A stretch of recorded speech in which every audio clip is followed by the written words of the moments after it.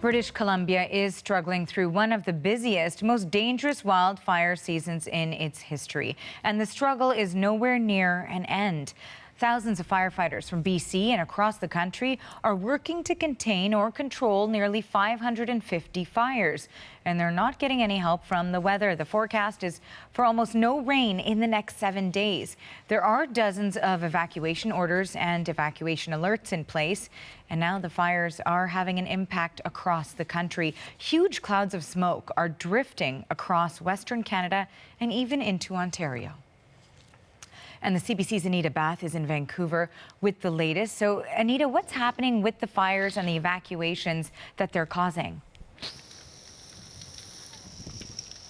A lot of people in this province. Now, controlled burns have taken place for BC's largest wildfires. That's the Shovel Lake fire in the central north, as well as the Meechin fire in the interior.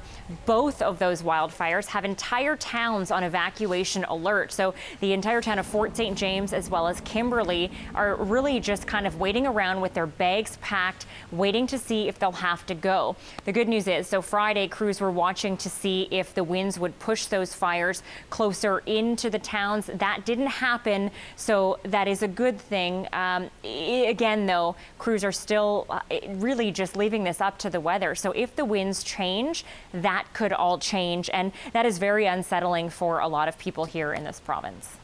And certainly what also must be quite unsettling is we know, aside from battling the flames, we know that there's also the concern of air quality, and that's in terms of the amount of smoke and the way that it continues to move across the country. So what's the latest on that front? Well, you know, on a normal day in Vancouver, through the skyscrapers, you can, of course, see the beautiful North Shore Mountains. Today, if you go outside, you would have no idea that they are even there. You know, we've spoken with tourists out here who, again, they've arrived in Vancouver and they haven't been able to see any of its beauty in terms of the mountains.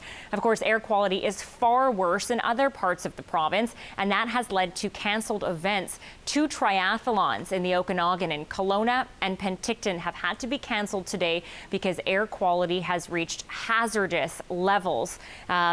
Flights are also being canceled. We've seen tweets from people who are supposed to fly out of Seattle, Vancouver, and Calgary, and they're supposed to fly into the Okanagan here in BC, but their flights are grounded because visibility is so bad. We've looked at some of the webcams at this airports, and you really can't see anything at all. It just looks like a complete fog. One of the worst parts of the province is in the Kootenays, the Castle-Gar-Nelson area. We spoke with some people there today who, yes, you know, they are outside, they're braving that air, but they have canceled some of their activities for the day. Have a listen. Actually, I was supposed to go mountain biking this morning, and there's no way. You just can't. I mean, even walking around the block, it's kind of gross. So, yeah, it definitely curbs everything that you're doing. Yeah, just like even hiking and stuff like that, it's brutal. I mean, it's really too bad.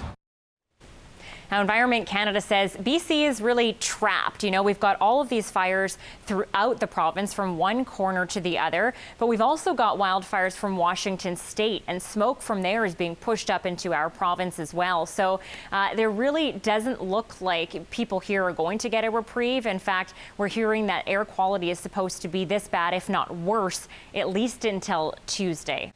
Well, Kyla Fraser is a BC Fire Information Officer, and she says this year's fire season is different and describes what the Canadian Armed Forces are doing to help. So they're assisting with mop-up and patrol of contained fires. So this is really useful. It means that our own BC Wildfire Service Type 1 firefighters can be cycled onto other fires that are out of control or more severe. They also have brought in some heavy lift aircraft. So this can help to reposition wildfire crews and equipment to other fires that have started or are threatening communities. What's unique about this year is the fact that we're seeing such widespread fire activity. All 6 of our regional fire centers are very busy. What's different compared to last year, though, is that last year, while there was less fires burning at this time, many of them were very large in size, hundreds of thousands of hectares. So right now we're facing 547 fires across the province, but many of them smaller in size. As you just heard, the Canadian troops are helping out with the fires. Among them is Lieutenant Colonel Adam Moore, and he explains what challenges they face on the front lines.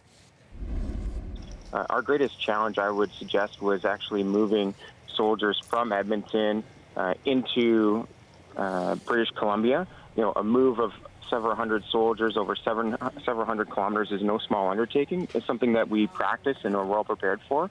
But that's sort of been was the number one challenge up front.